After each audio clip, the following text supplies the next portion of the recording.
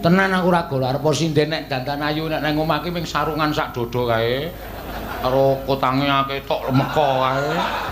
Karo udut, mosok udut.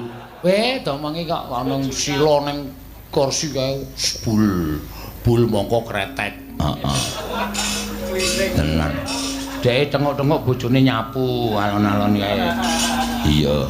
Pokoke bojone kaya ning neraka kok. Iya.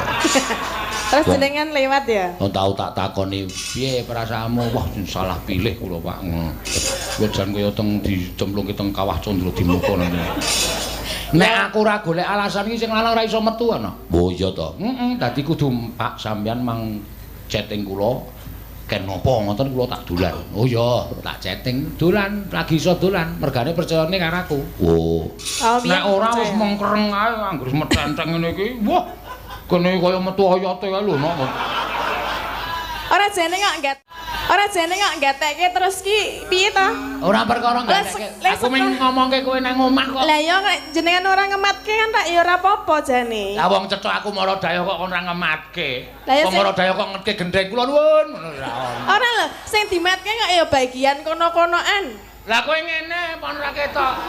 Nek kowe ngene mosok nggon kono tak biyak ngono ya.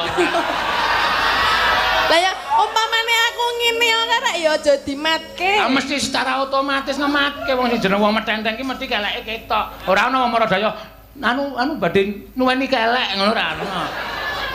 Ya maksudnya rek ya aku penenteng kok mbok didelokke ya raine ngono lho, ora kuine. Aku wis omong raine njewok ora karo-karuan.